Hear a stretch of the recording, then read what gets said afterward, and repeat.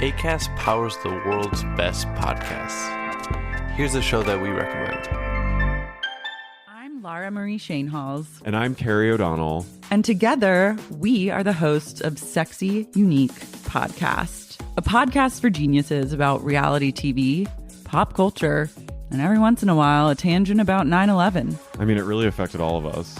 On Sexy Unique Podcast, we insist on discussing the creme de la creme of reality television. From the current season of Vanderpump Rules to tried and true classics like early seasons of Real Housewives of New Jersey, to underrated gems like VH1's Rock of Love, and even Gallery Girls, we're talking about all of it. So what are you waiting for? Listen to Sexy Unique Podcast now on iTunes, Spotify, and wherever podcasts matter. Acast helps creators launch, grow, and monetize their podcasts everywhere.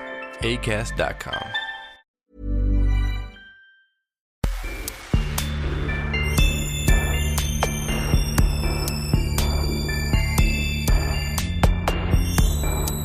Hello, everybody. Welcome to another episode of the Westside Fairytales Horror and Lit Club. I'm Tyler Bell, your host, the writer, creator, etc., doer, maker of things from the Westside Fairytales. If you're new here, don't worry. This is not a fiction story. You can skip right past this to the next story in the line. The next chapter should be of Sin Carriers if you want. And if not, welcome to the Westside Fairytales Horror and Lit Club. This is a nonfiction, loose, more podcasty type podcast. This is definitely more of the sitting alone in your basement talking into a microphone vibe. Although I'm not in my basement, I am alone and I am talking into a microphone. So, hey, 2 out of 3 ain't bad. The lightest and most inaccurate Mars Attacks reference you'll ever hear. Welcome though. I hope you guys are having a good day. It is May right now. It's finally clicked over Derby weekend where I live in Louisville. So I am nursing a hangover right now and preparing to be nursing one again here in just another 24 hours. It's going to be wonderful. I'm going to spend the entire weekend crying, reminding myself that I am in my mid-30s and should not be drinking, and doing so anyway. And it's going to be a great time. It's going to be a lot of fun. And I hope you guys have a lot of fun with this episode that I'm bringing up and whatever it is that you're doing in your free time. Today's episode is a interview. I've been doing more of these and I enjoy the hell out of them, and I'm going to be doing more.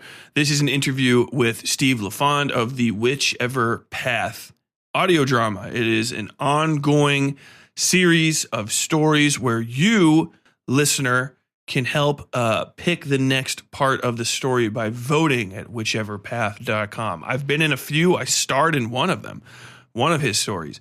And, we go into all that and we talk about it. And Steve is also I can't remember if he's the co-chair specifically, but he is a founding member of the Decolonize and Discover Festival. And you can learn all about that as we get into this episode. So just kind of sit back, kick back, and enjoy. All right, everybody, and welcome to the podcast. Longtime friend of the Westside Fairytales, Steve LaFond. Everybody applaud. You can't hear yourself applauding, but you're applauding right now. What's up, Steve? I am basking in this mock applause. Yeah. For those of you who don't know us, it's roaring right now. Yeah. Tyler, it is so great to be able to talk to you after months. We've been exchanging texts like crazy. I've been praising Sin Carriers. Thank you. At random times of the day at you. And if y'all are only right now currently listening to the you're just catching up. I won't give any spoilers. Just get through it because it is fucking fire. It is probably some of the best characterization I've seen for that many characters. This is about you. You're a guest here. All right, we're complimenting you today. Yeah. Got me fucking blushing over here. Digital blushing. So thank you. I've learned the truth, which is that Tyler is having a hard time taking the praise when we're speaking. Yeah. But at least has enough time to wave me off while I'm texting it. So I've now done it publicly. I'll stop Hello, my friend. Did I wave you off? I didn't mean to. I'm horrible. I'm horrible about responding to people's like praise, and I don't know what to do about it. I'm just doing that. I'm doing that whole like assigned male at birth, natural dude, bro. Like, oh yeah, are you negging me? Really talk about our feelings. So like, I'm just gonna tease you about the fact I praise you because it tickles me. Yeah, it's fucking great. No, it's definitely that's a change up, man. That is definitely something that's not endemic to my existence before. You didn't get praise. You get praise for like violence back in the 90s. You know, if you like hit a kid so hard that you permanently altered the trajectory of their life going forward in a fourth grade football game, praise. A little bit of ice cream even. But like you wrote a little cute thing. Everyone's like, oh, that's a nice little romantic thing. No, you can't even do that. No, I mean, I feel like, I was like a very angry, like bared teeth behind black lipstick, goth princess, angry kid.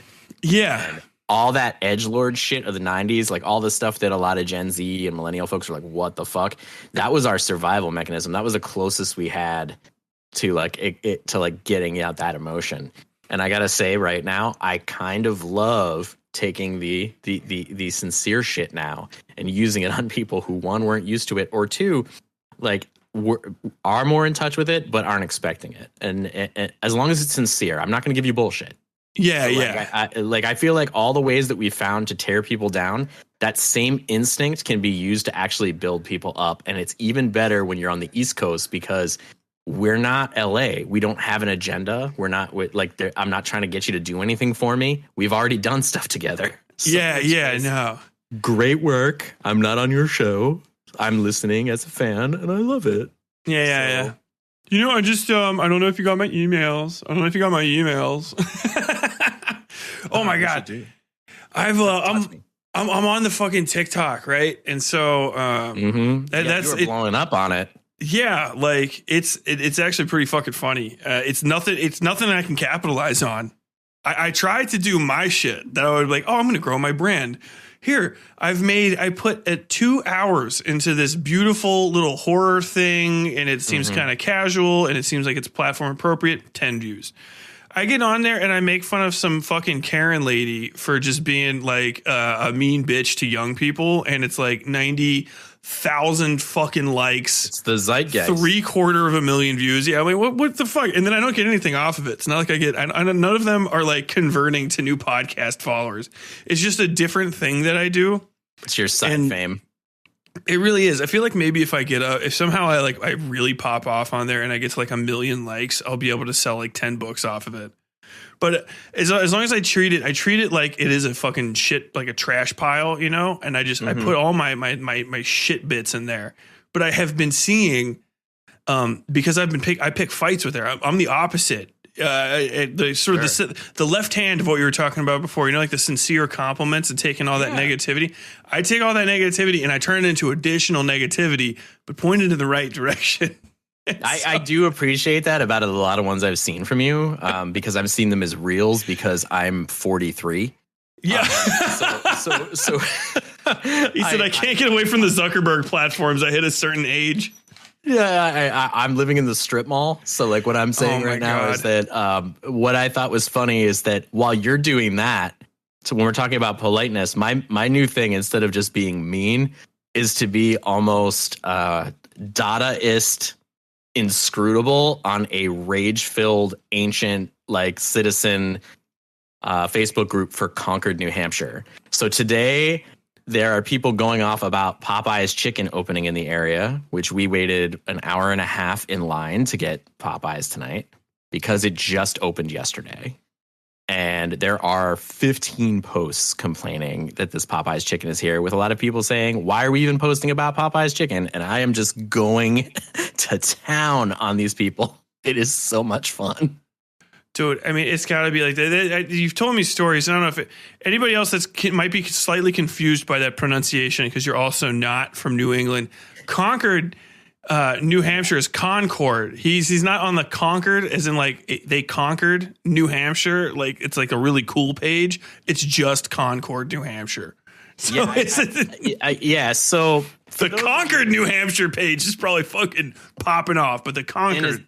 Essentially, that's what the Free State Project is trying to do. They're trying to conquer New Hampshire. Oh my God. To try to make it some like libertarian hellscape where our bears are no longer afraid of people and are attacking folks at will. I made a fucking mistake, and I accidentally told one of those guys that you shared on the Twitter to eat shit, and now I'm fucking getting Free State propaganda for everywhere. I thought you guys had them relegated only to your state, but they're fucking spreading apparently. Oh no! Like there's like a whole new wing of the Libertarian Party that are just basically these just far right like incel dipshits who are just like for some reason deciding that the free thought idea of libertarianism didn't matter. So instead, they're just being like edgelord racists. Yeah, and like dry humping every idea of landlord rights that I've ever seen. And they're ridiculous.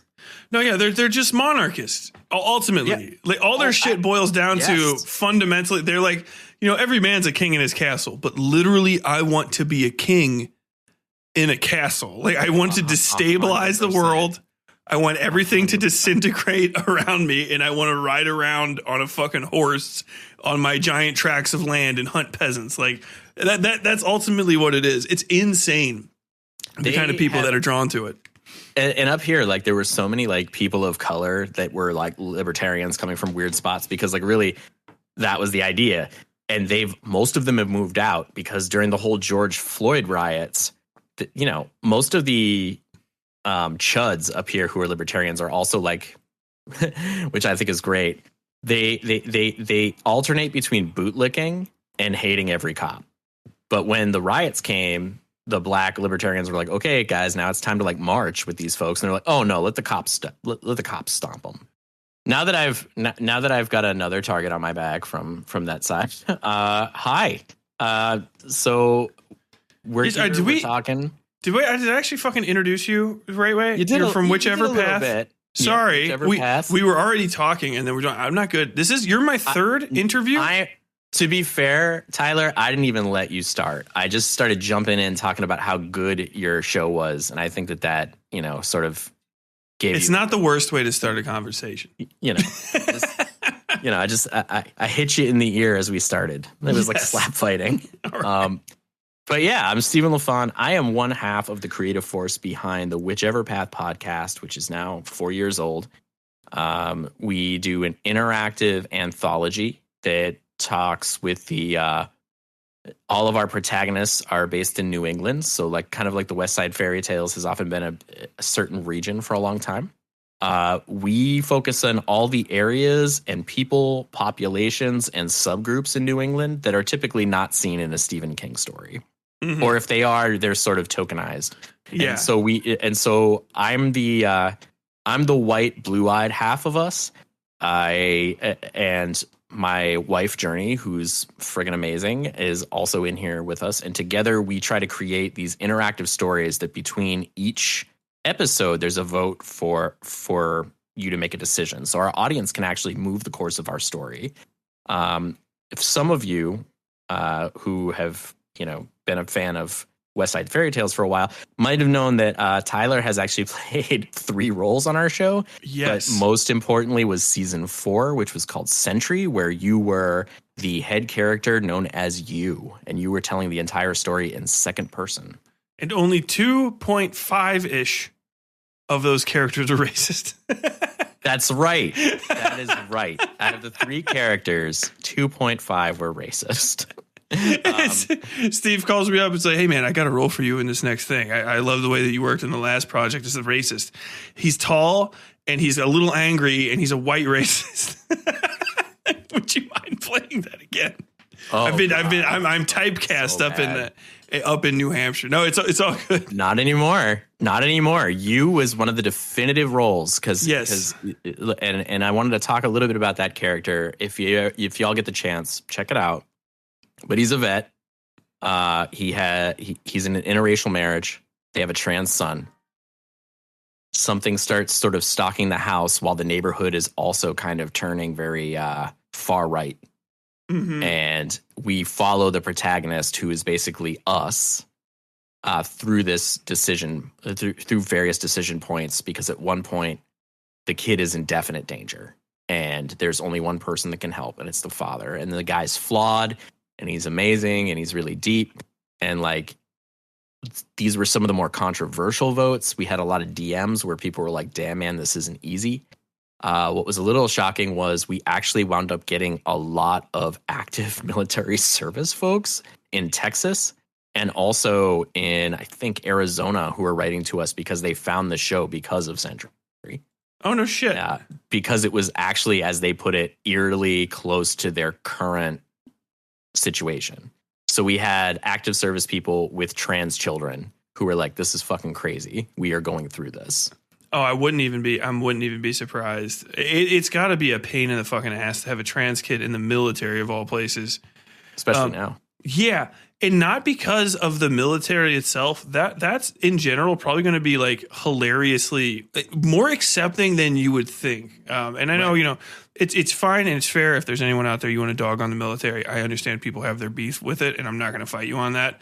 But it does tend to be way more lefty in the military than you would ever think. I feel like if it was more right and it was as like kind of right-wingy, like super fascist, we would definitely be just a full-blown like Nazi state. But there's a lot of resistance to that sort of stuff because the only kind of people that can work for the military are the kind of people who are poor and disenfranchised, you know, like the people that are like willing to take that kind of money to get shit on. But yeah, sorry, go ahead. Oh no, yeah, but the just that sort of Damocles that's going to be hanging over your head because everything that happens in the military ultimately goes back to Capitol Hill. And so you are going to have people that are like, well, typically all of this medical care, mental health care, whatever the hell is going to be paid for because it's part of the service. But now you've got to worry about some fucking gibbering psycho fucking nutbag like Marjorie Taylor Greene's going to come out of the fucking woodwork and be like, kind of fucking titties off, blah, blah, blah, fucking losing their minds about shit. Right.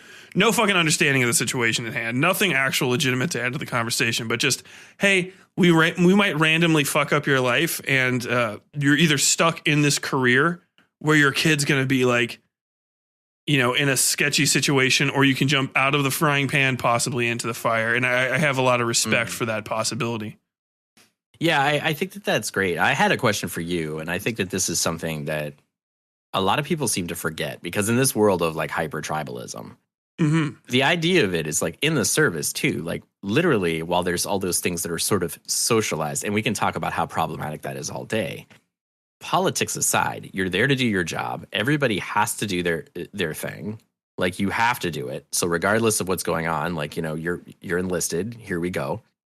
And I think that at that point, it's like, look, are you doing your shit? Yeah, I don't care where you're peeing. But then, you know, you get out and then you're seeing the way that everybody else is dealing. I found some people who seemed more conservative when they came out. And while they were pretty socially liberal, the reason they weren't fully on the left was that they were seeing, you know, the indoctrination of, oh, these people don't really give a shit. Or, you know, like they like, you know, I feel like sometimes civilian life can be a letdown for some of the people that I've talked to. Oh, generally, yeah. People's idea.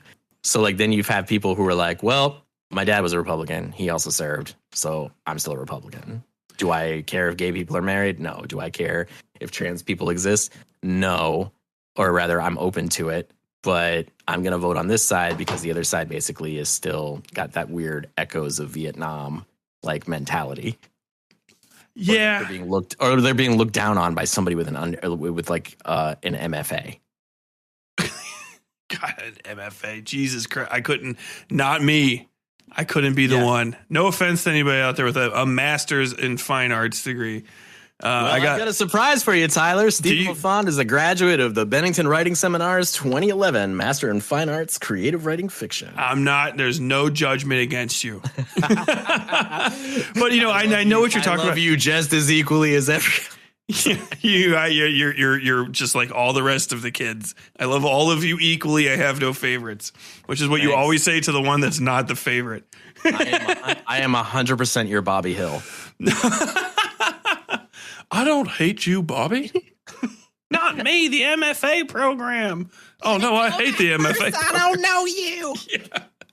No, I know exactly what you're talking about with the MFA shit, though, because that stuff irritated me before I went to college. Because I went to college late. I didn't go to college straight out, and I was not the kind of guy to ever just go to college. The only reason I went is because it was free, and they were going to pay me to go to college. My scholarship was full ride plus, like, money because I was a combat veteran. And so I was like, well, as long as I'm going to school, I can give free money to drink and keep this alcoholism train fucking rocking, baby. And so that's why I went. What was your minor? My minor was English, actually. I thought it was drinking. No. I double minored in English and drinking. Talking and when I wasn't talking, I was drinking, and that's how I fucking got through the second half of school. But no, I know exactly what you're talking about, and it is that even as an MFA person, the MFA people for real, though. That like, well, now that I've gotten this piece of paper, most certainly I am now talented. And if I'm not necessarily talented, I'll only ever find that out by just never writing, and having never written, I can't prove that I'm not talented, but I am definitely an authority on who is and who isn't.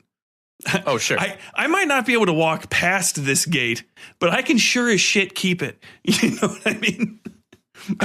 Yeah. I think that's true. I think that what's scary is what people don't seem to realize is that I think sometimes in the writing community, and I have so many of my dear friends I hold so close to my heart that do literary fiction, that actually do like really amazing poetry, people who are actually teaching, right? Mm-hmm. I respect and love them, but there's so many people in that satellite that are really insanely toxic and disingenuous. And you have that in every scene, but but you get some really interesting folks because also writing, what do you often do is you're communicating conflict in high drama scenarios, and I found that just like theater kids, but on a more insular level, we can get pretty fucking savage with each other, and it's unfair. And at the same time, too, a lot of these folks that were coming out of it, and I can only speak for like the white folks in my experience, many of those that could afford to do this as a luxury thing, like I was going in my 30s, some of these folks literally, they were just going right from like their really nice house, and I'm going to get all class warrior, and like, they grew up really well. They summered places. They'd been abroad before they were 12. And their shit is fucking weak, bro. Yeah, but it's their area. Like they're all like the would-be Lena Dunham, and it wasn't my thing. And that's not a gender thing either. Like it's just like I'm saying that like you'd have people who were like they mainly wrote about their privilege, but then they wrote about their weird emptiness and the bad behaviors they'd make. And for me, I was like, okay, yeah, that's really good. And then I would go places, and I was like, oh, you actually behave that badly all the time. And yeah, they're not writing about their privilege from a place of assessing it and deconstructing it. They're just like, this is endemic to the way, this is natural to me. But they write, but some of them write for each other, and that's not everybody. Like there are people that are knocking me out, and I'll name drop a million if you let me, and I got to be careful. But like, go ahead, you can fucking drop some names. Who is it? Give me three. Give me three. All right, I gotta say. All right, ready? Pick three though, not four. No, I'm doing it right now. Kristen Hill, who's probably one of the best living poets of our time right now. Probably one of my favorite fucking people to read ever. I think Sam Cha is absolutely wonderful. And so that's two poets. So I've done two poets, which is hilarious because like most people think I wouldn't read that just because I look like I'm going to go on a meth run with fucking Jax Teller. But they've been knocking me the fuck out, and they always have. And I think as far as good literary citizens, I would say all of aforementioned press, which is Kieber and Randolph Hoff, they put so many cool fucking things out, and they literally care about people so much. And is that a local lit mag? They're actually a full independent press. They do have a lit mag called Apt. Full disclosure, I was published in it at one point, but really discounted bias. Yeah, okay. I was actually surprised that they took my shit. But like really, like they're some of the most earnest, like amazing people, and I feel like there's a lot of people in the Boston and like New England writing community that are like them. Mm-hmm. I'm not gonna like I love talking like giggling like gallows humor, like negative with you, like all the time, like when we're off. But like, I actually also want to let people know that there's a lot of shit that I fucking love.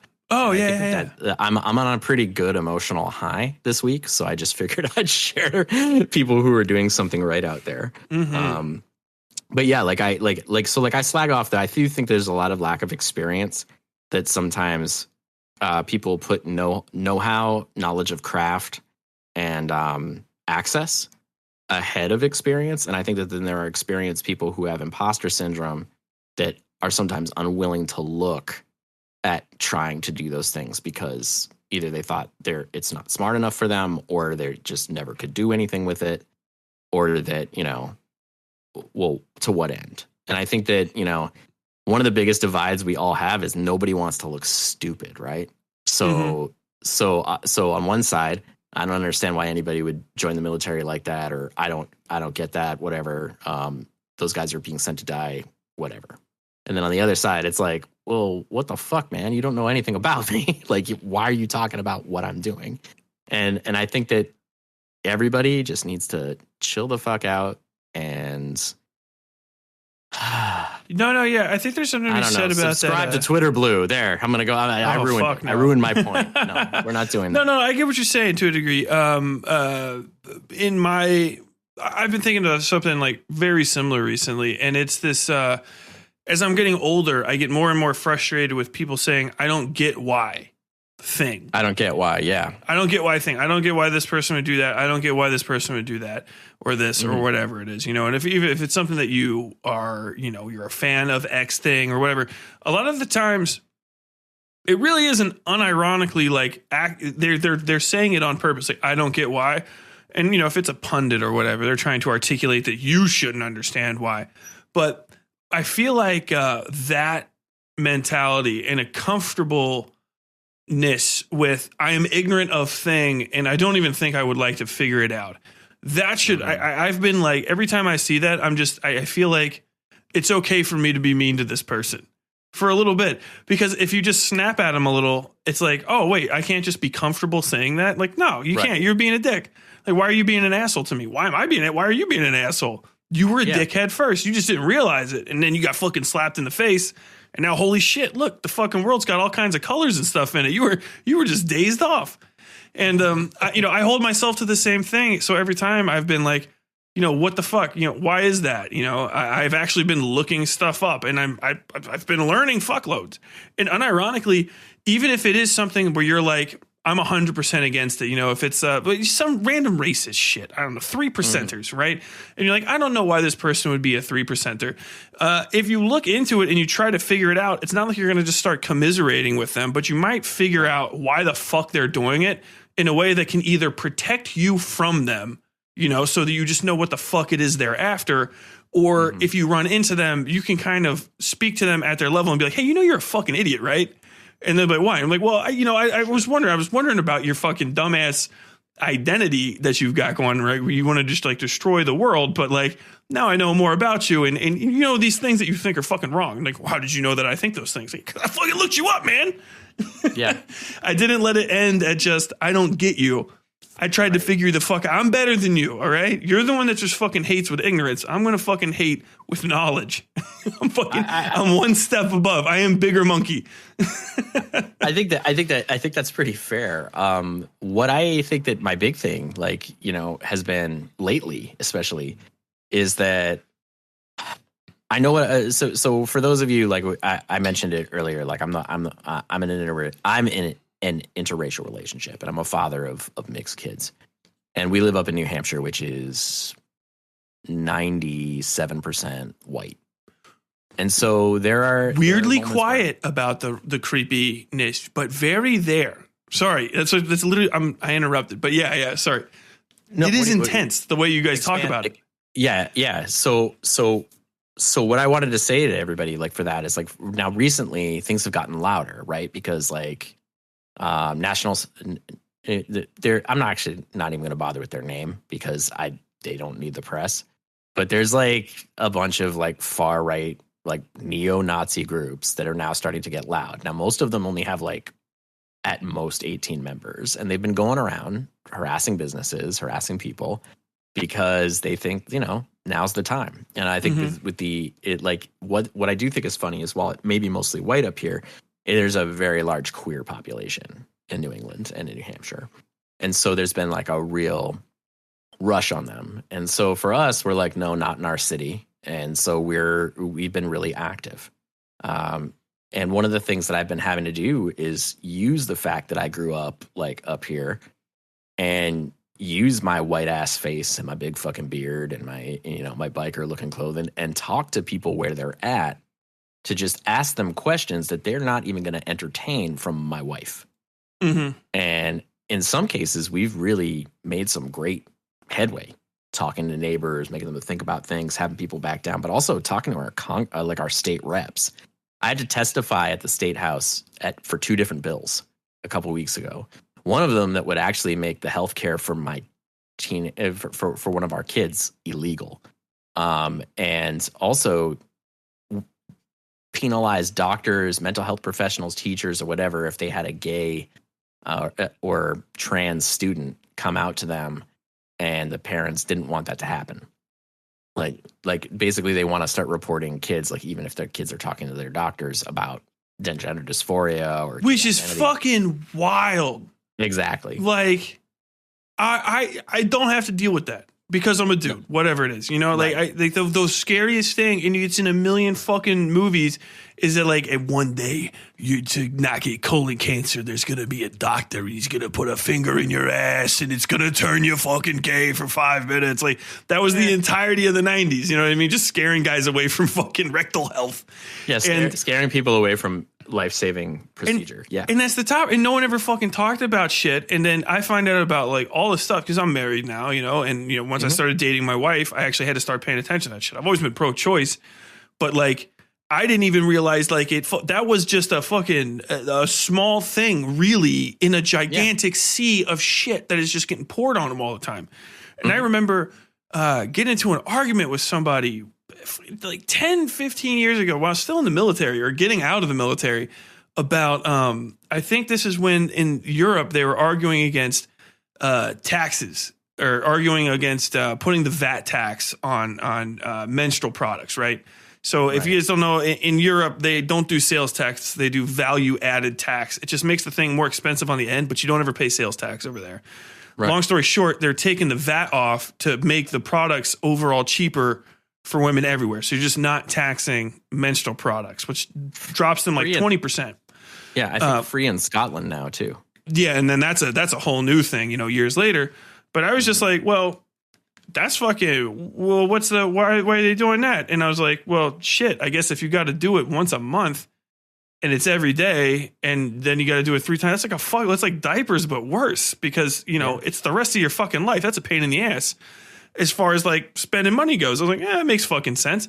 And then people are getting fucking like pissed at me. And I'm like, what the fuck are you mad at me for? And they're like, well, you gotta pay taxes. Like, what makes women so special? I was like, well, I guess it's probably the fact that they're fucking bleeding and I'm not. I think that's a unique thing. Is that not what special is? I don't know how to, and that was like one of the beginnings of my things. But now, the it's huge and it's consistent and it is like from every fucking direction.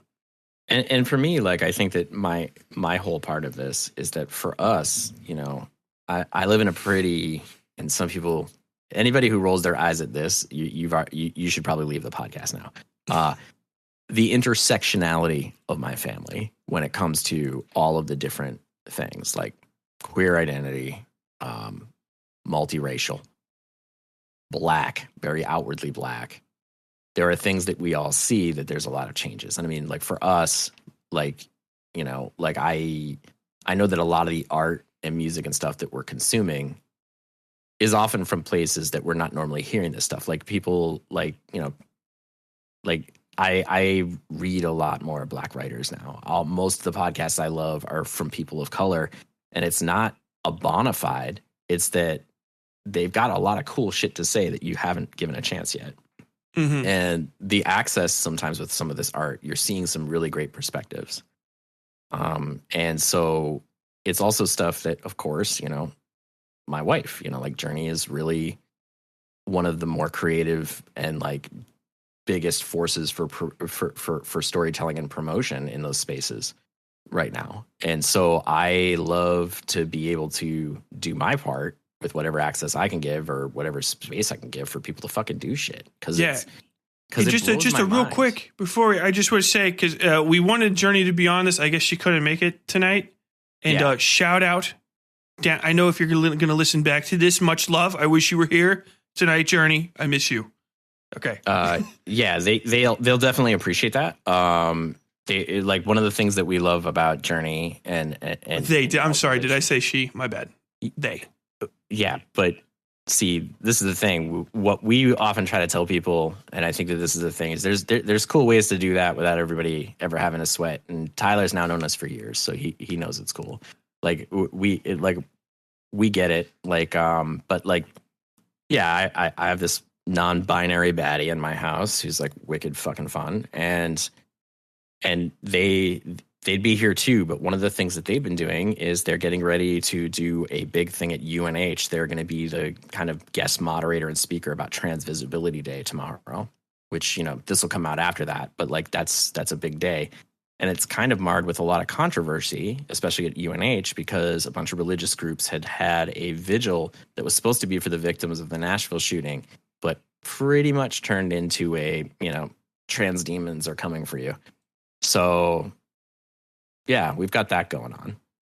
Dude, that like, fucking shit around that goddamn shooting is insane. I'm sorry. Yeah, we can talk about that in a second. Go ahead. Yeah, and I want to apologize to everybody. I know this is a very free flow, chaotic conversation, but at the same time, you've got two dudes with like PTSD and ADHD who get really manic talking to each other. Like when my two dogs find each other in the room after they go out to pee. Like we're like jumping on each other and like super excited. So I hope that this is entertaining for y'all. But yeah, for me, like I find that when it comes to Journee, who's not here, like they'd be here with us, but like they have been going like 16 hours straight on planning. They're a therapist, so they've been doing clinical work, and we're working on the festival and some stuff going around during Pride Month. Mm-hmm. Yes, and you have Decolonize and Discover. Oh my God, stuttering. Decolonize and Discover, right? Or That's Discover right. and Decolonize. The Decolonize and Discover. I did say it right. Okay. You said it exactly right. You paused, and I was just like, fuck. I missed it. No, I was doing everything I could in my power not to speak over you. Dude, just go for it. I've got all of the speaking over other people karma against me. You let rip. I think sometimes you talk over yourself. Dude, don't say things like that, because that's a good point. What the fuck? What the hell? Did you just come up with that? Or is that something you've articulated? That's fucking fire. That's just me talking to you. I'm gonna be fucking sitting in front of my sink later thinking about that in the dark. What the fuck? Out of all of the stammering and stuff, you're gonna have to edit out of me talking earlier because, you know, now I'm a little bit more relaxed. I'm glad that there was like one pearl. Oh, dude, no, we're going in fucking raw. We're clipping the ends off for the intro, and this is gonna be full on. Unless there's anything you want to get rid of. Yeah, I don't know. I think we're fine. I think that I've got to own the fact that I find that the people who stole the Libertarian Party from people that I just thought were a little misguided and turned it into a hellhole, that can stay. That's fine. It is kind of like, but with all due respect to libertarians, and I have plenty in my audience, and I love you guys. And honestly, I don't think there's many real libertarians, like libertine libertarians left. Pretty much everybody's, it's ANCAPs and like weird monarchists that are hiding behind like 2 layers of irony and a whole layer of just being absolutely dumb as fuck. But like it is sort of indicative of the few major shortfallings of the libertarian philosophy, kind of, that is the American libertarianism, where it's like, we don't want centralization and we don't want any one specific person to have the power. So we'll let everybody kind of be equal in an unrestricted way, where we don't first and foremost put in, retainers to make sure everybody's rights stay protected. It's like with, a collective, what you might call like a government or like an overarching state that we all agree on. And so somebody just comes in and they swoop up the power the absolute second the turn rolls to them. All of these people that are the libertarians now are all of the people that are like, I would instantly do the bad thing in that prisoner game. You know what I mean? Do you know what that, you know what I'm talking about? The fight. Oh, yeah, I do. Yeah. If anybody else is confused, if you ever seen Batman 2, right? The second Christopher Nolan Batman with the Joker, it's the thing that they have where they're like, there's on 2 boats. And if you blow up the other boat, then you'll live. But if nobody tries to blow up the other boat, then you both live kind of deal. It's stupid. Yeah. Prisoner's dilemma. Yeah, the prisoner's dilemma. You kill the other side, or if nobody decides it, then we all blow up. So, yeah, there's just people that walk around, they say, I will always do prisoner's dilemma. And it's like, okay, that's cute, assuming that you always are going to have initiative. So the second you lose initiative, you die. Mm-hmm. And like, I haven't thought that far ahead, buddy. Yeah, but, you know. Like, literally, Steve, literally. Okay, it works until the second the Bears have initiative. Exactly. And that was actually what happened in Grafton. Like, what if Bear? Like, yeah, Grafton, New Hampshire was like, we hadn't had bear attacks in New Hampshire for over 100 years. And then because everybody said nobody can tell us what to do up here, we're sovereign people, somebody kept feeding the bears until they realized human beings aren't scary. They're clumsy and naked. They don't have fur. And they are food vending machines. And they started breaking into people's homes. And then they finally started attacking people because they were like, we're not afraid of you anymore. And those were black bears. Black bears are not known for their bravery. Yeah, if black bears are fucking you up and you try to bring your shit around where there's grizzlies or polar bears, you're in it. That's it for you. So there's no free staters in Alaska. You're just dead. You're going to stop relying on people? Okay. Bye. Well, I mean, they're going to keep trying. They always look silly. And a lot of them just became Republicans up here because it was easier for them to get elected. Of course. All right, so we've jumped all over. I'm sorry. Like we keep we're going fine. back to this. Keep popping off, man. This is what we write about. But this is inspiration. But yeah. The reason I think I got a hair across it is like I feel really bad for a lot of the intellectual and smart libertarian dudes who have tried to make an olive branch and try to convert people to their way of thinking, and then having these guys right next to them be like absolutely bizarre. And like one of the things I think one of my friends said recently, he's a libertarian, but he recently moved to Australia, and he was just like, my problem is that, you know, sometimes what really keeps people from joining our philosophy are the other people who share it. And I'm like, yeah, mine was more simple as I was a kid. Who was the out and out? Which side had Nazis show up? Like if you have Nazis show up at your rally and you don't kick them out, regardless of whether that's not who you are inside, I can't be with you. Yeah. At what point were you like, damn? Well, at least I have some friends in the Nazis. It's the fucking the turf rally in was that in fucking New Zealand or was that here where they were like, well, we really didn't want neo-Nazis to show up to this, and they're like, well, they did, and then you didn't make them leave. Like, I don't know what to say about that. There's a meme from the Two Towers of Legolas and Gimli. And people often do it. And it's the part where it's like, Gimli's like, never did I thought I would die standing next to an elf. And Legolas is like, what about a friend? And it's like, I could do that. And they were like, it has a turf over Gimli's, says that over Gimli's face. He's like, never did I think I'd be standing here with the far right. And then Legolas is like, yes, you fucking did. Yeah. And I was like, oh. No, actually, I'm dying inside. I feel like I went too hard on libertarians. Let me back up just a second and extend my olive. I libertarian. I love you guys. I was one of you, and still technically am, but more towards the I guess you would call it the European or Greek tradition of the libertine. Yeah, which is fundamentally I am a non authoritarian, functionally speaking. Which is all the best. Oh, sorry. Go ahead. You're not quite the full A word.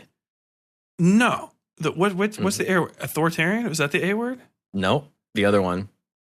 The one that every skateboard teen would spray paint everywhere. Oh, anarchist? No. Yeah. See, I You could said say it once. You could say anarchist. If you say it one more time, is it Beetlejuice? Is it Beetlejuice rules? It's Beetlejuice rules. Oh, I don't mind. I'll scrap with their ilk anytime. I love them too. They're always invited to come chitter chat with me. I actually find them. I find them pretty pleasant. In really, general, yeah. The thing is the same thing happened to them. Also pretty. Yes. That happened to the libertarians, except for they had less to shake off, and the libertarians had a little bit more. And so, like with the libertarians, all the good ones left, and then with the anarchists, all the bad ones left. Yeah, it's weird. And joined the same team, by the way. If you guys don't know that, most of the libertarians. Sorry, let me finish my thing from before for just a second. The libertarians that are about fighting back against the non-representative government, absolutely. Mm-hmm. And when you're about your freedoms are being the group's general freedoms are being restricted, things like sexuality, religion, access to pharmaceuticals, access to work, access to the natural resources, which should not individually belong to any person, because there's no point where you can just really own a natural resource. That shit is moving and stuff underneath you, but I won't get into it. That I'm 100% about, limiting government overreach, because when those libertarians started coming up and we're talking about the fucking 80s and shit, Reagan did switch the Republican conservative sort of structure from, less government, less regulation into this beast that actually wanted more regulation and more government, but just not on capital. They wanted it on women, on minorities. They wanted fucking cops on the ground, and rifles in everybody's hands. Yeah, exactly. The grievance party.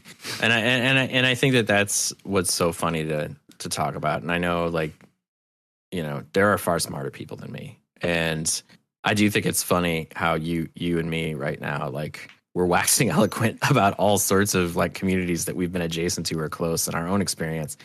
And I do know that there are way better people that could talk about it than me. But I do know that when I'm watching this from my neighbors or people that I would have grown up with, to watch them really go too far afield in some really unhelpful ways, it's a bummer. Mm-hmm. And I feel like the way we can actually get through to them is there's twofold. And I think that there's the Tyler way that works actually pretty well with the people we can't convince. You're really good at shutting up the people who aren't going to be swayed. And I think that that's awesome. Thank you. And I think that one of the other things that I tend to do, which is, I loved your way. I embraced it. It was my life forever. And then my thing that I also do is I like looking at the people who have been so busy and so taxed that the only reason that they could go either way is because, look, I'm exhausted and this shit is confusing. And my answer is, buddy, I get it. I can give you cliff notes on my position. And if you've got an idea, but you can't quite put a thing on it, I'll just ask you questions. Mm-hmm. That's the best I can do. And I found that also what's really weird is I helped kill a bill. And I don't think it was just me. I actually think it was everybody else.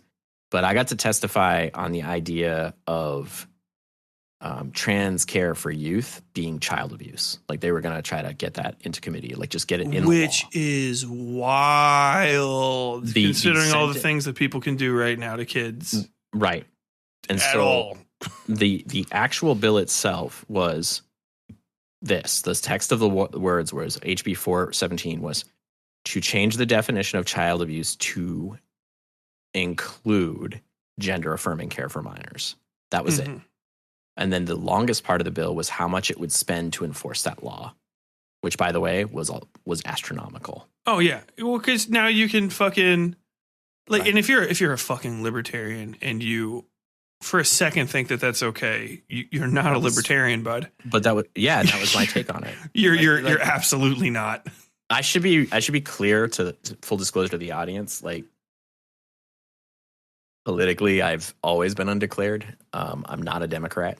I grew up in a pretty conservative household. But at the same time, I have some views that people probably think are pretty left. But that's because the social ones are what I care about.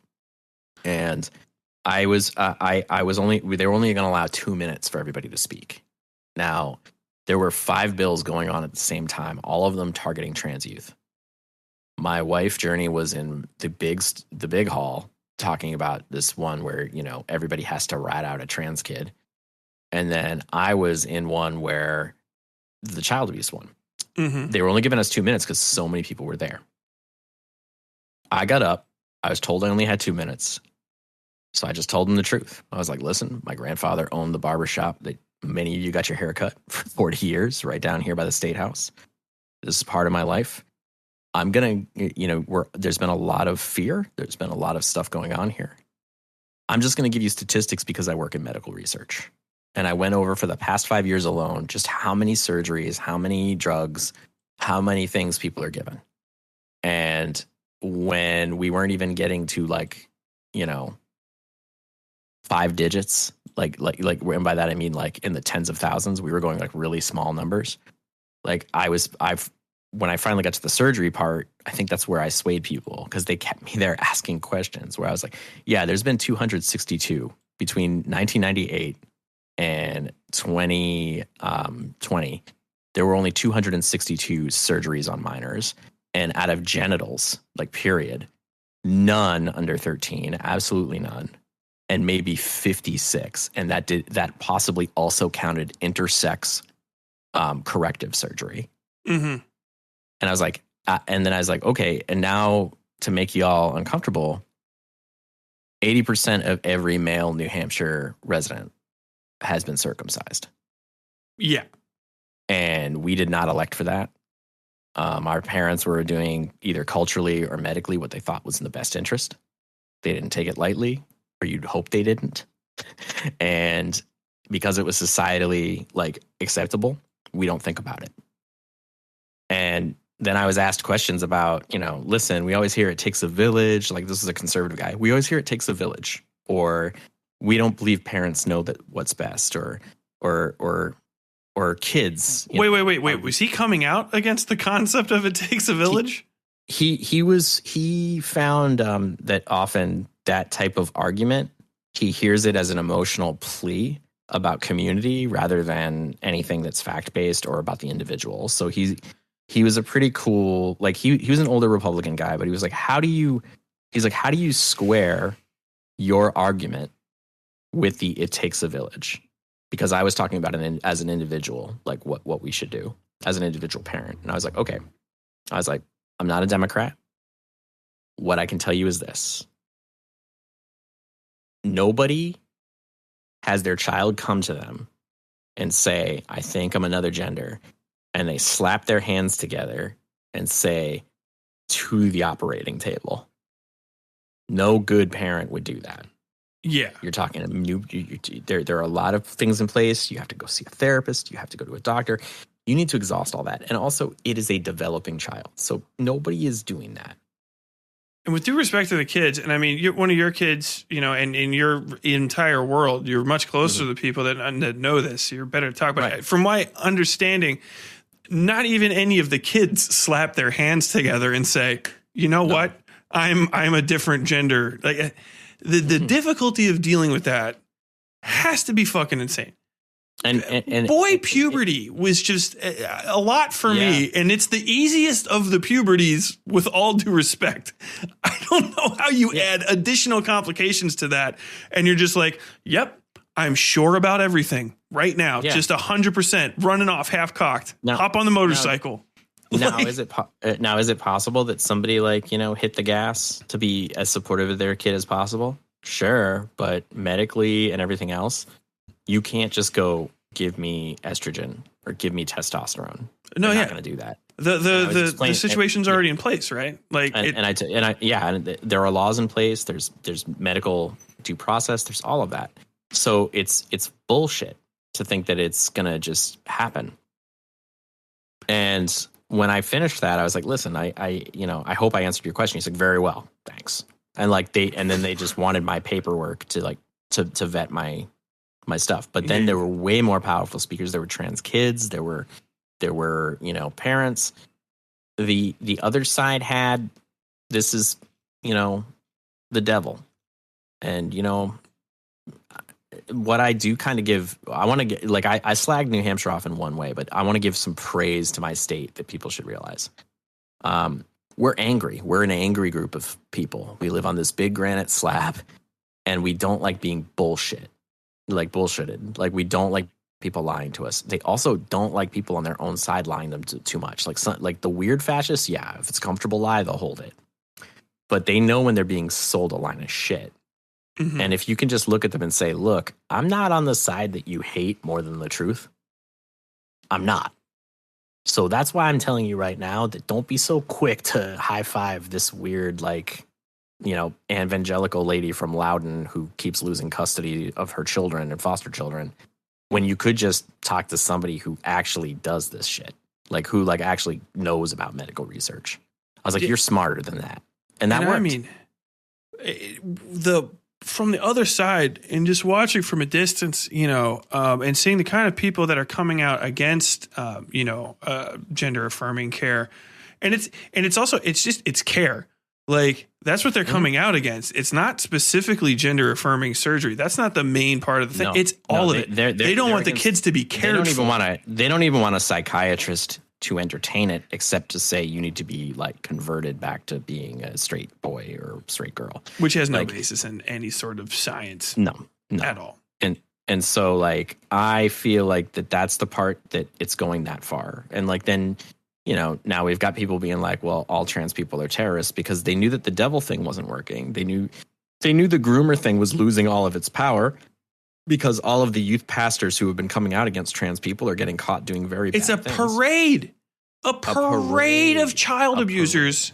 Yeah. And none of them are the parents of these kids who are like crying. Like, I literally just need a fucking shot every month. So I feel like I'm in my own body. It's all I want. And then I want to be left the fuck alone. Agreed. And I don't want to talk to your kids about your shit. I want to go back to work at the goddamn Jimmy John's. All right. Leave me the fuck alone. But this is, I think, where I think that a lot of the moderate right wing, and I say moderate right wing, I know generally, like, yeah. But for the U.S. moderate right wing, the thing about a lot of New Hampshire independents and conservatives is they moved to a spot where they thought people wouldn't be so fucking weird. And so when they hear people extremely banning something, it does fight to the spiritual libertarian part of all of us in New Hampshire, which is, no, you cannot fucking tell me to do that, especially if you were railing against masks like a year ago and telling us nobody should have a right to tell you what to do with your children. You can't do that here either. Because it's quite clearly not about anyone but you. It's whatever's bugging you at the moment, not exactly. It's not about us. Yeah, right. Where I think that in some of the southern red states, it's really about, I gotta hurt these people because they're taking away the stuff that made me feel fine. They're making me think about things. I think I think it's very similar to what you're experiencing in New Hampshire too. I live in Louisville, Kentucky, baby. Like, I'm in I'm in the heart of it. But I can tell you this, North Dakota is a more racist and like bigoted state than Kentucky can be. Do you feel that Kentucky is just more gerrymandered and that's why it's ridiculous. The majority that went over the veto? It's ridiculous. Ridiculously gerrymandered. It's insane. It is. Yeah. It has to be. Cause like I was watching some of the stuff that was happening in your state house and all I could think to myself was, oh shit, like that guy, just looking at him, the only way he got in is because they basically found 3 city streets that stretched across the state and made it a ward for him. Like, I was like, this is fucking crazy. Yeah, if you ever look it up, it looks like it's a crooked ass bunch of keys and stuff. I mean, Louisville has more, I think, I won't look up the numbers, but I live in the city I live in has more population in it than like the surrounding 10, 15 counties. You know what I'm saying? Right. We make more money than the 10 or 15 surrounding. We are the economic hub of the entire state. If Louisville, Kentucky stopped paying taxes, Hazard County goes under tomorrow. And I don't mean like in a few days. I mean, tomorrow they have to start firing cops like immediately so that they can have the fucking electric stay on for the stoplights, which they might not do. But the thing Bad is, sign when you got to fire the one thing that everybody claims that they always need. dude, and it's bad right now in Kentucky, mostly because we have just shit ass DNC Democrats sneak in here, and we have no real support from third party entities and stuff. You know what I mean? There's a lot of socialist ground movements and stuff, people that actually give a fuck about people, but you know, there's racism in Kentucky, dead ass. But I went to the Breonna Taylor protest. I literally walked to them from my house. It took me 5 minutes to get to it. And it's packed left to right.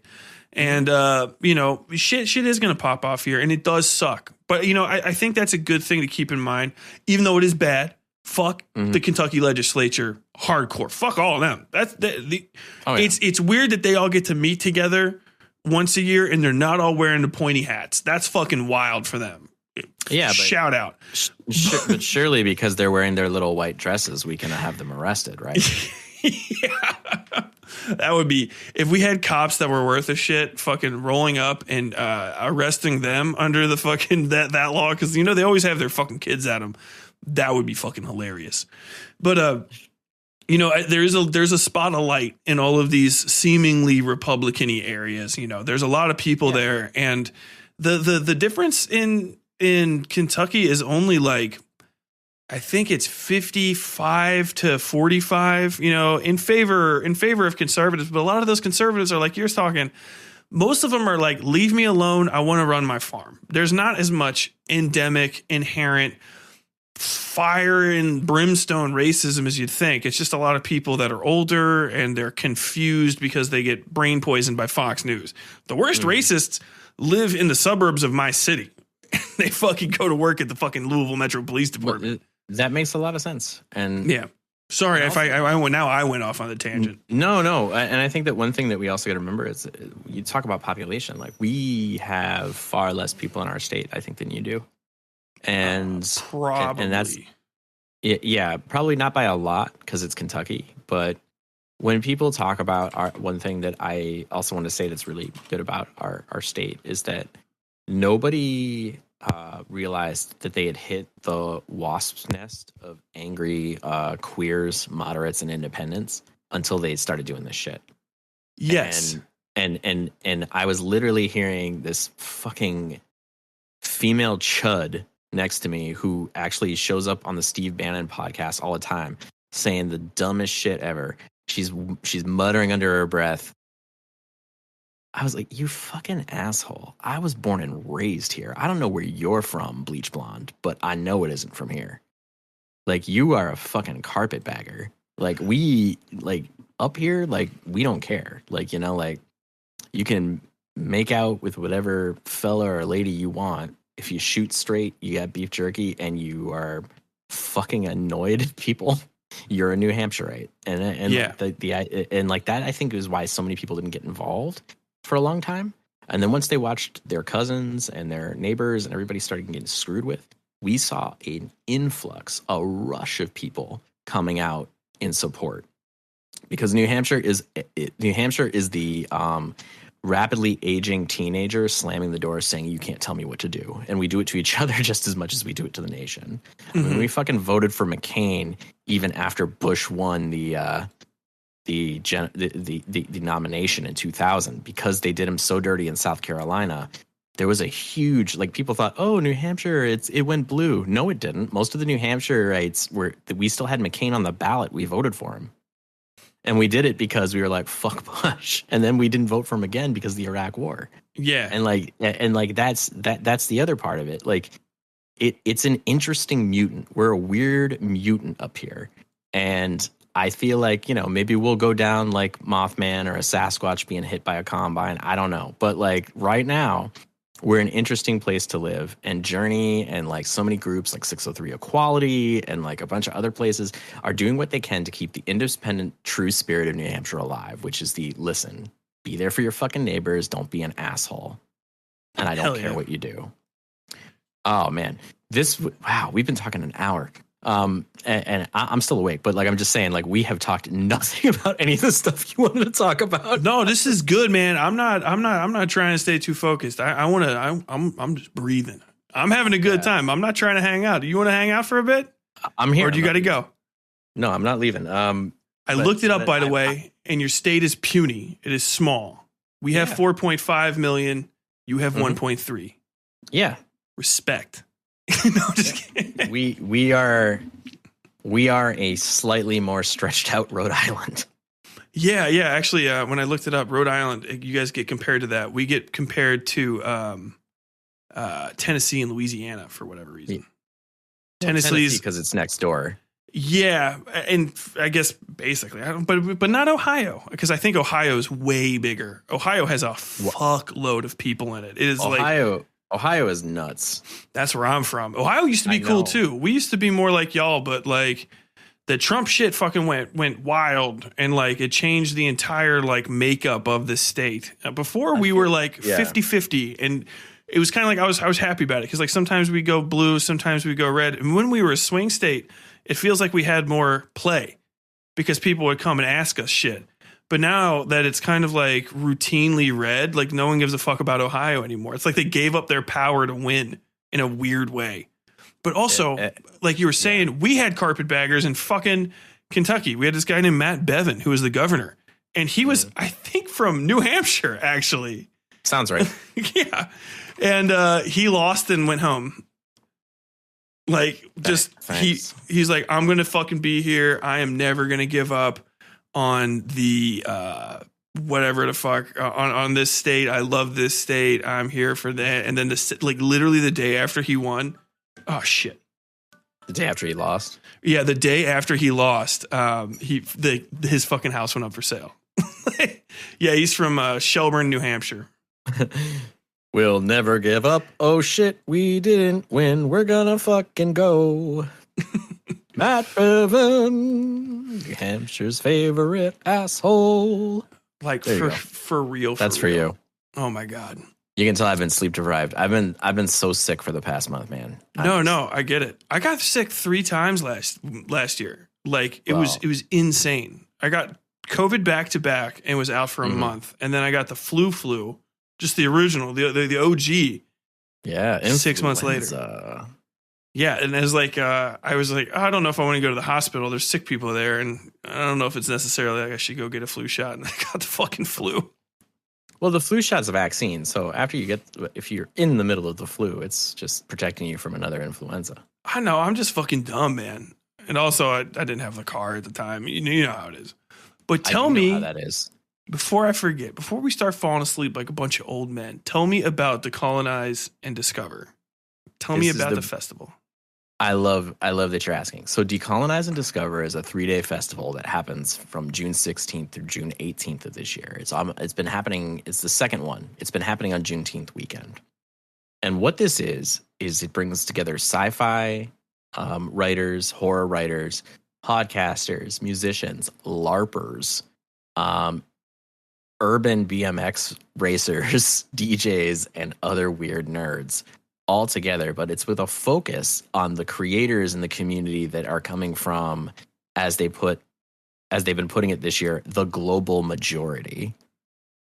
And so for those of you who might have heard and didn't understand, BIPOC, Black, Indigenous, people of color, queer spaces. So basically people who have been historically marginalized in the West, these are people whose perspectives are based on that otherness or even in spite of it. And so my wife really had noticed that. So to give you some history about my personal life, Tyler, I think you know this, but I met Journee in Connecticut before we started dating. I met Journee by a fire at a LARP where they were this black, black fucking rad ass half elf from this continent that they had made up because everything was mad Eurocentric. So they worked into their whole storytelling background and it was embraced by the LARP really well.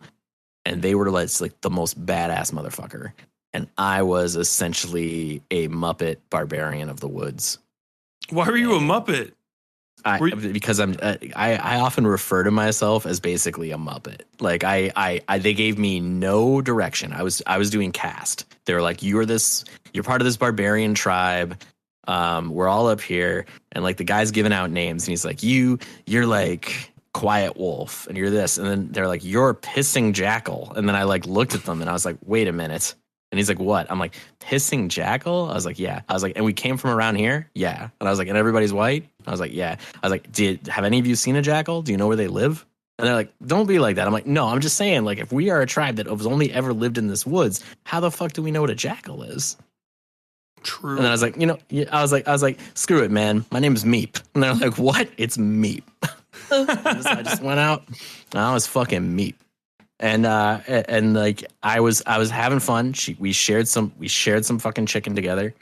And they were charming as fuck. But one of the things that Journee has always said, it's like, look, a lot of these LARPs are wicked Eurocentric, even if they're like based in the future.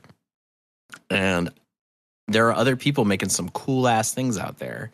And I would like to focus on them. And I'd like to also try to get more people from different backgrounds to try this type of imagination or try this type of like genre bending fiction or punk rock music or things that are really for everyone.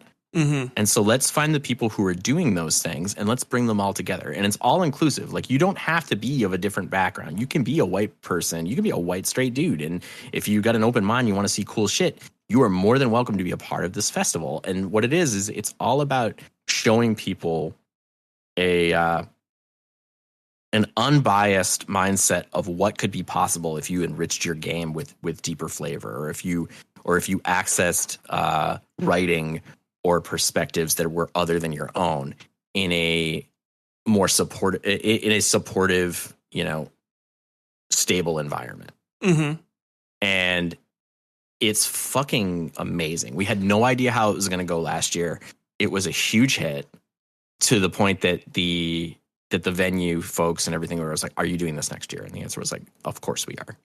Hell yeah. And so it's a lot bigger. And we're going to be doing it this year. Tickets are on sale now, decolonizeanddiscover.com.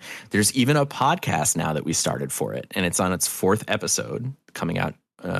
We're doing it all the way leading up to the festival and probably beyond, where we're focusing on not just people who are going to the festival, but for people around the country and even the world who have taken their unique perspectives and their otherness and have used it to make amazing fucking art. And one of the people that we just interviewed now, as of the recording, was Kat Brooks, who is the captain of the U.S. Armored Combat Sports Team, which is, for those of you who don't know, night fighting, like as a competitive sport, like jousting, like the actual like melee, like off horseback fighting, in armor with weapons. Is there another one of those too? There's actually a team in Kentucky. There's a team in Tennessee. The History Channel actually used to show night fights, which like a history of this, like basically all about these people. Mm-hmm. And Kat's team from New Hampshire went to the main competition down in Nashville last year, and they won the rights to represent the United States in the global competition in Spain. You know, fucking Spanish people are going to be taking that shit way too serious.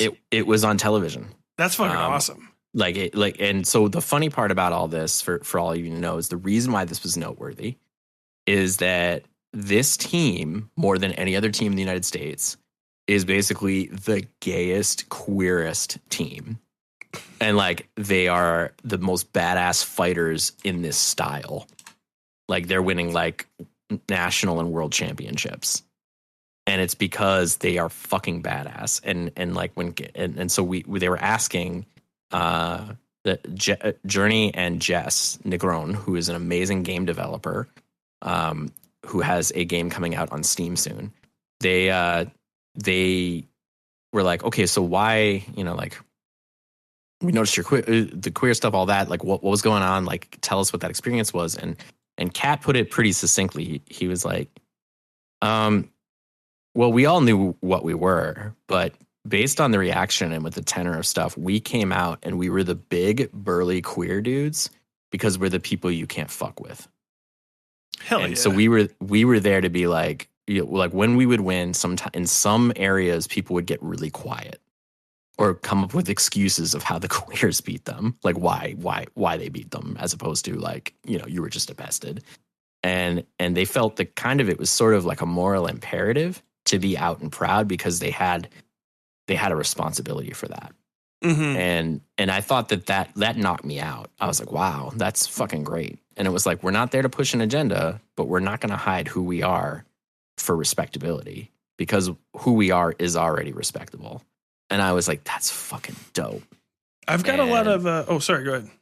No, say it. No, say yeah. I've got a lot of respect for this this sort of I guess new phase of queer visibility, I guess you would say, because for a long time it was this, especially like in the 90s, especially, it feels like it's stagnated. You know what I'm saying? And it became this like corporate thing. And for some reason, everybody else that was not, in Hollywood, it was like, you have to do the Hollywood version of a gay thing. Like, you have to be toothless. You can either be out. Toothless and out, and flamboyant and fun, or maybe quiet and in a corner, and you can wear leather if you're not pretty. And then if you're a lesbian, you are either pretty or you are angry, and you will vanish. You will vanish in a night. We will put you in the Rosie O'Donnell room, and no one will ever see you again. And it's good to see all of that corporatist, rainbow capitalist shit starting to fucking become. Everyone finds it distasteful, and I like seeing rainbow washing. Yeah. And I appreciate that these people are creating and like dominating spaces that they deserve to have, a lot of credit, not just being in because, it's like, hey, welcome, you're here now. But a lot of times because it's like, hey, queer people made this. And even if it wasn't because they were queer, like they were at the time, and they just couldn't be out about it. So actually you were here the whole time, right? Start to finish. You've been here. Sorry, your name didn't get to be up on the fucking feature board where it was supposed to be the whole time. So a conversation that we were having with Honeychild Coleman, who is the front woman for the 1865 and so many other amazing musical projects in New York, black punk rocker, fucking solid talent, like polymath, was something that we had in common because she came from Kentucky. So like she was from a smaller town. I'm from a wicked small town. And one thing that we found was that all of the different people of different ethnicities in our areas and every weird outcast, it was actually the underground queer cultures around us where we found a lot of acceptance and the ability to kind of ignore the hegemony. Oh man, I'm tired. The really homogenous bullshit that's like around us. And I think that's always like an important thing to see. So when you're saying like, yeah, some things came from queer culture, like all the stuff from black culture, like people like punk rock, look at the whole first wave of punk. And also the fathers of hardcore music, Bad Brains, black. And like, I think that's like, that's the other thing that like Decolonize and Discover was there for, was to also show people the odd history of a lot of the shit that we take for granted as like this cool fucking edgy counterculture stuff that wasn't lily white as you would see it. And to celebrate that shit. And so like one of the things that we've also been trying to let people know too is like for us and why we want everybody to go is because we are at an inflection point where joy and imagination and creativity is still just as important as learning how to shoot or getting a go bag or learning how to tie a tourniquet. You can't shut off your expression, folks. Like you gotta find a way to keep your soul alive too, because being a member of the sentient Walking Dead after all this is over isn't gonna help fucking anybody. No. And so Decolonize and Discover is the big burly queer in the room. It is the out and proud, raised, brown fist. It is the, it is like our dear like Asian brothers, sisters, and siblings like coming out and showing their unique perspective. We're bringing everybody together. There's like an adults only night that's on Fridays, because we know that there are some people who like, you know, they want to let their hair down a bit. And by adults only, we don't mean like it's like eyes wide shut. We mean there's going to be a burlesque show on Friday. Yeah. And like, and it's going to be amazing. And one of my favorite people that performs is Curly Bright. And she's this awesome, like Filipino, like, you know, nerdlesque person who does these crazy anthropomorphized acts. She did one as Stitch from Lilo and Stitch that was fucking amazing. And like, I've thought about it for like a year solid, because like she is so funny and she's super talented. And like, we want to have that night. We have the family day, which is on Sunday. And then Saturday is this big general audience, like panel discussions, cool vendors. We feed everybody the whole fucking way through. We have 2 bands, a DJ. We have a bunch of weird like LARP mods that people can try out. So even if LARPing wasn't your thing, it's these fun little hour-long sessions where people can try on this bullshit.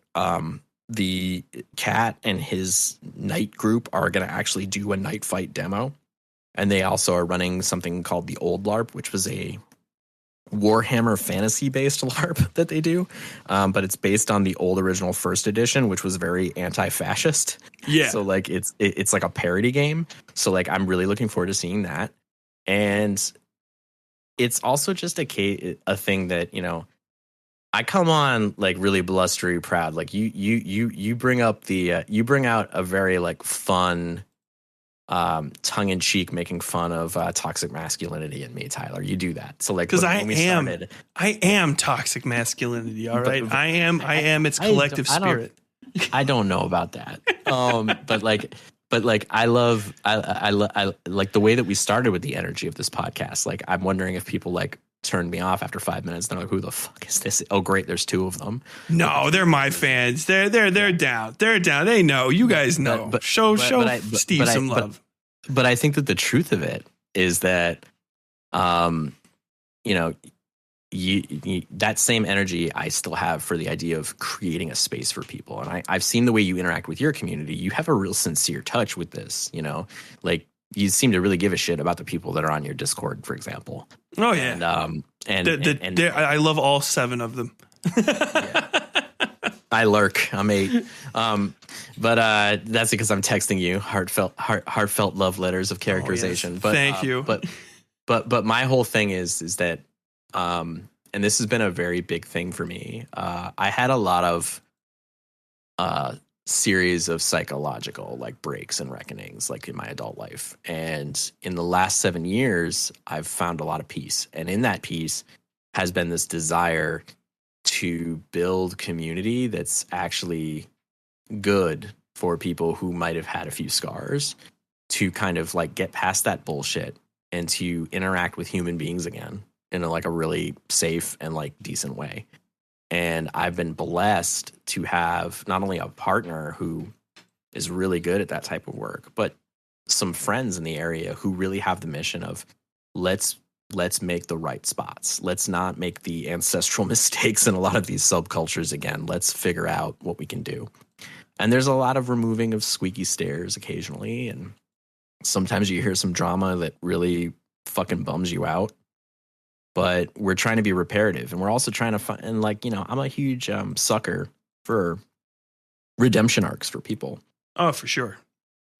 And I mean that like in real life. And I think that, you know, we're trying to find a place where people can, you know, be good and just don't trespass with folks. And, you know, let's find a better way to do this shit.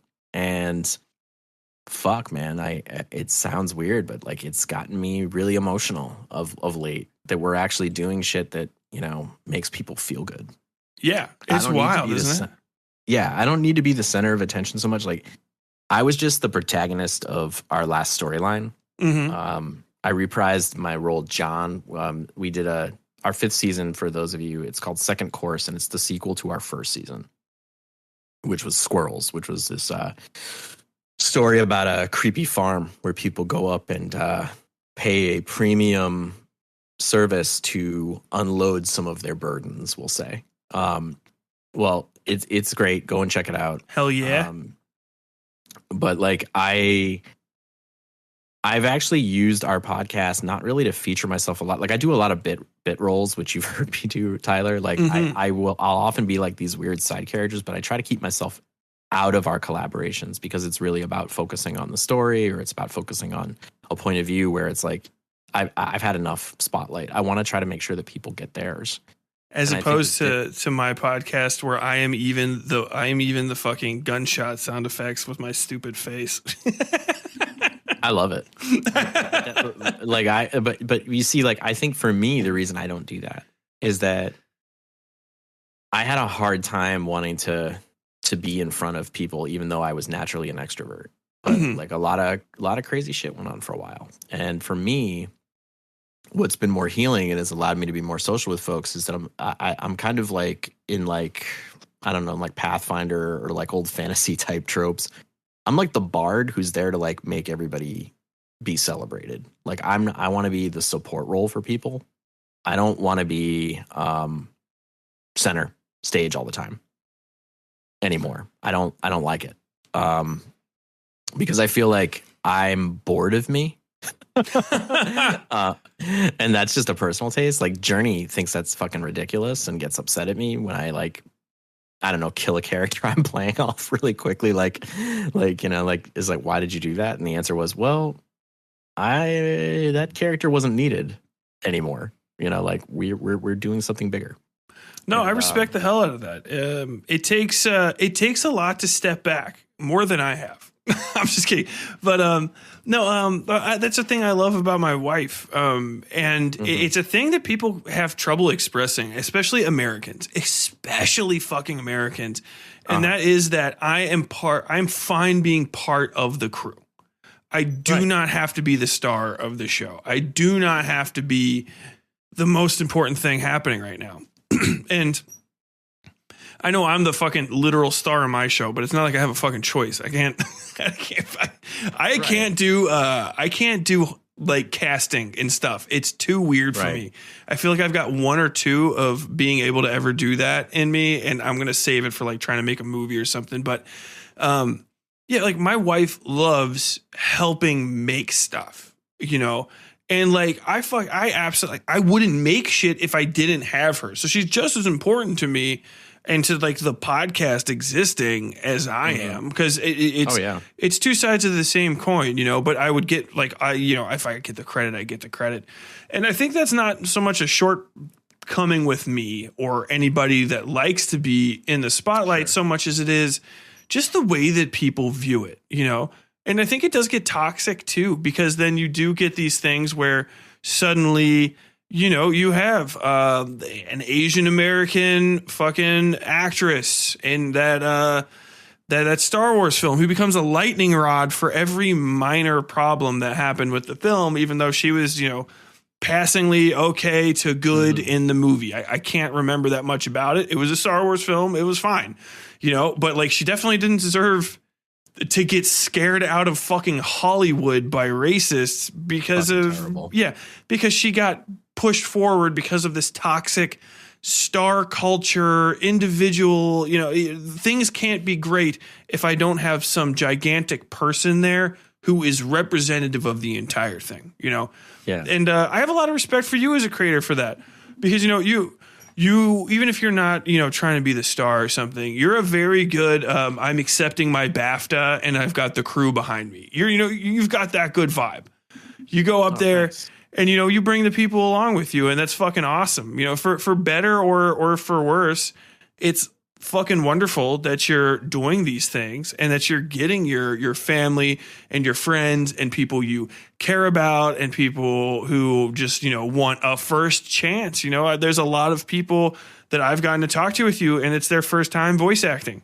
And yeah, Jartsy. And, you know, you work them through it. Some of them have been in there a few times. Some people have never done this or they've never done that. And, you know, you just working with them, it opens up a whole fucking world. And you don't have to be, you know, we don't have to be Denis Villeneuve or whatever the fuck. It's the first, you know, actor or director I came up with to make an artistic impact on the world, or to make, you know, to create a space of growth for people, and that's fucking amazing that you're doing that.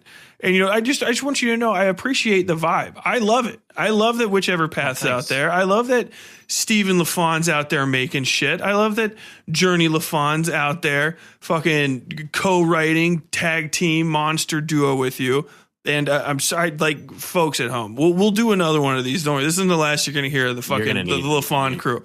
Yeah, you're going to need to get Journee on here. Yeah, Journee's a fucking trip. They are fucking amazing. Like 10 out of 10 fucking energy every time. But hey, you guys are out there making stuff happen, and they're tired right now, which is perfectly fucking fine. Dealing with my ass it can be a problem, and usually it is me and you just fucking popping off way too much, and then they're like, y'all gotta fucking bring it down now. Yeah, come back in, bring it in. Our recording sessions, just so you guys know, on season 4 for Century, we would either start late or we'd end very late, because then our two jackasses, like, we would just keep fucking talking, and Journee would be like, all right, you're done. Yeah, they're like, it's Tuesday and the kids have to go to school tomorrow. So, it being 12:30, time to shut things down. I remember we started one of them and we started talking and we went for a full hour, and then we were like, oh, wait, we were recording fiction at some point here. And I'm all dried out and I gotta work through this. Yeah, what's my motivation? Steve, we did that. We had a bullshit session between takes of a line, and that was fucking terrible. Yeah. But I think that's also the funny part, is that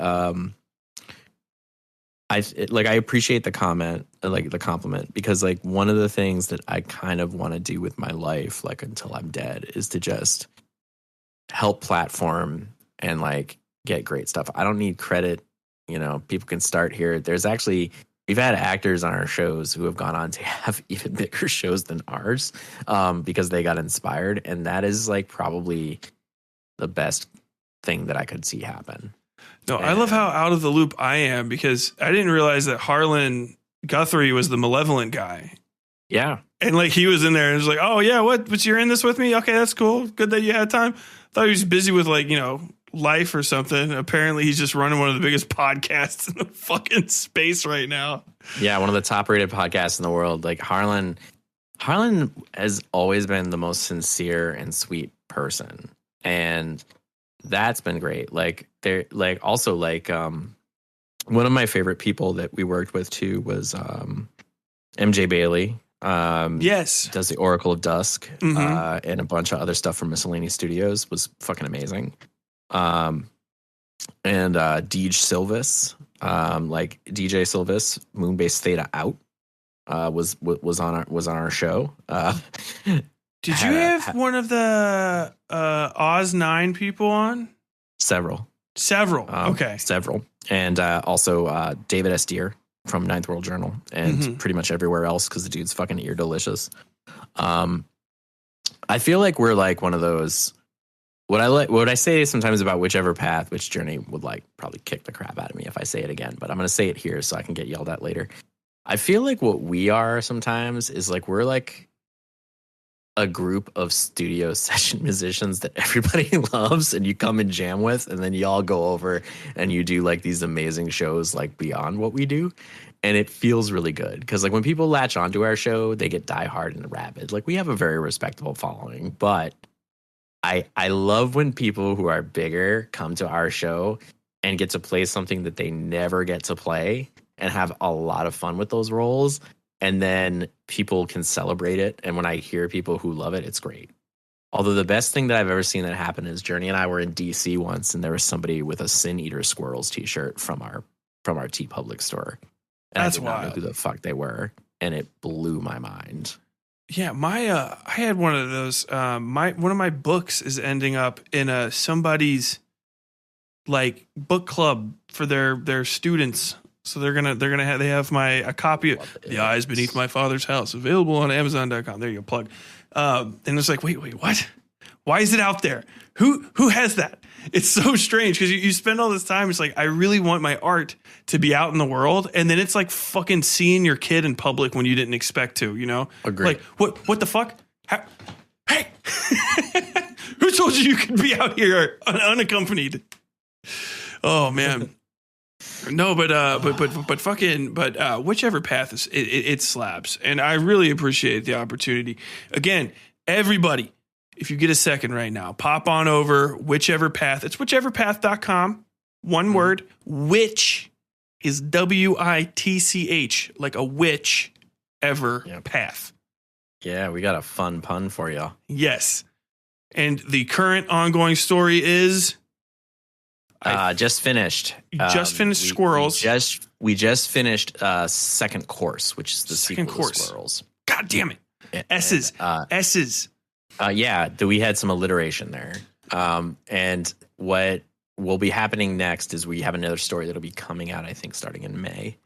And you guys put out so many stories. You're blowing through. I don't feel that bad about messing up because I've been doing the Once Sin Carriers for like a fucking year. And then it was half a year before the last one ended that I started the new one. And then I'm like, okay, I looked away from my Patreon for 2 seconds. I can definitely catch up on this next season before I talk to Steve. And it's a different goddamn story. Like, well, but I'm excited about the content. I'm excited about it. But I don't listen smartly enough, and I can't vote. And every once in a while, I'm like, I want to be supportive and I want to vote. But if I vote and I haven't read the story, that is a crime for which there is no forgiveness. I will be punished by something. Hardcore disagree because you add a chaos factor to that vote. Okay, it's just the chaos factor. Just go in and be like, that one looks like trouble. Vote for that, and then if it wins.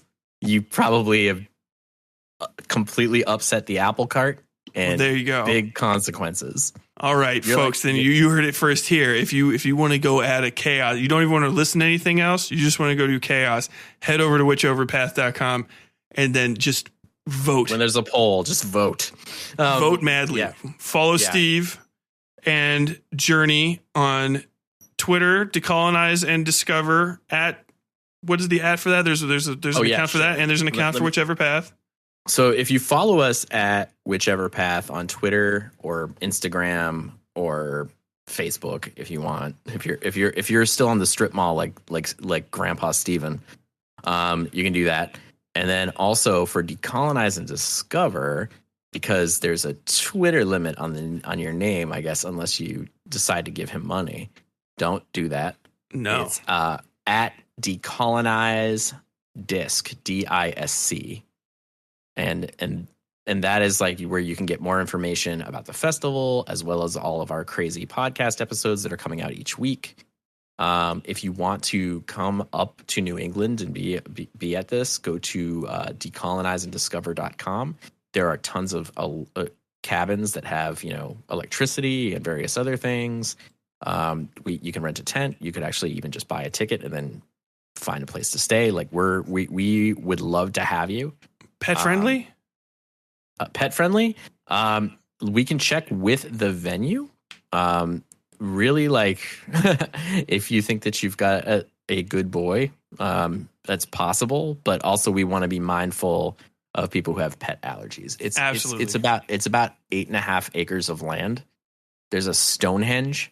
There's a giant medieval tavern and a bunch of other crazy shit there.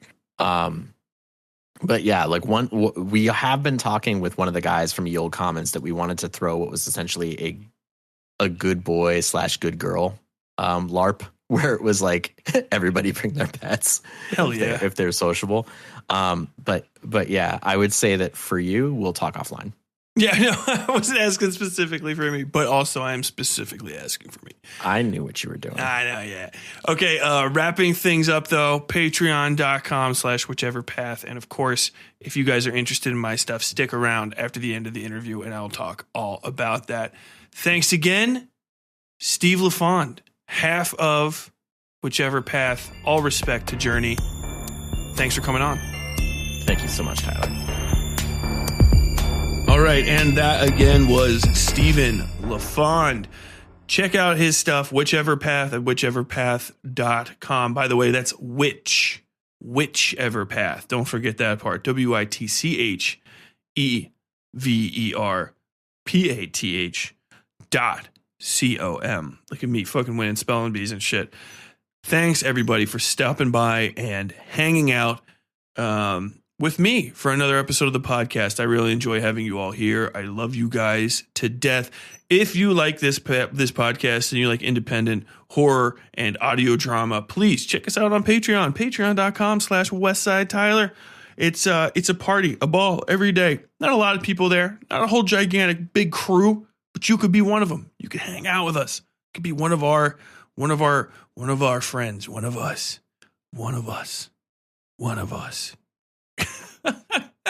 And if you do join the Patreon, you get early access and ad-free access to all of the episodes. Basically, they come out on the regular timeline, and at higher tiers, you can get access to really, really cool shit like stories that haven't been released yet. In any case, I love you guys. Thanks for stopping by and hanging out. If you enjoyed this, please take a second to like it on, whatever podcast listening device you're using. Goodreads doesn't have podcasts. I was thinking about Audible. I don't know what people use to listen to podcasts anymore because I stopped paying attention to the other ones, and now it seems like it's almost all on Spotify and stuff. But if you're on Spotify, hell yeah, check us out and give us a thumbs up, a like. I can't remember. Share it. Share this episode. Comment on it. If it's on YouTube, like, comment, subscribe, click the bell as well. Do all that stuff. Just outed myself as an Anthony Fantano fan. We are going to have another episode of Westside Fairytales ongoing stories. Sin Carriers coming out very soon.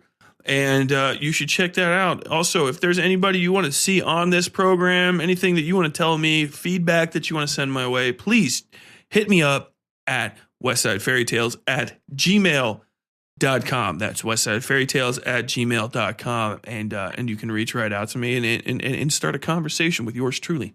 Also, you can just use the, how do you call that? What do you say? How do you say that? You can use the form at our you can use the form on our website, westsidefairytales.com. We also have merch and stuff over there, but if you can use the form and the contact us area if you want to reach out to me and contact me. Even if you just want to say like, hey man, I love that shit.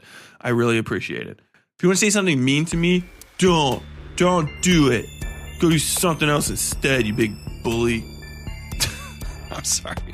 I'm feeling a little slap happy. I've been having a good day, and I hope you guys really enjoyed this episode and that you have a good day too. And with that, I'm going to wrap up the program. And I'd like to remind you to, enjoy yourselves, be cool to everybody, and until next time, as always, stay safe out there.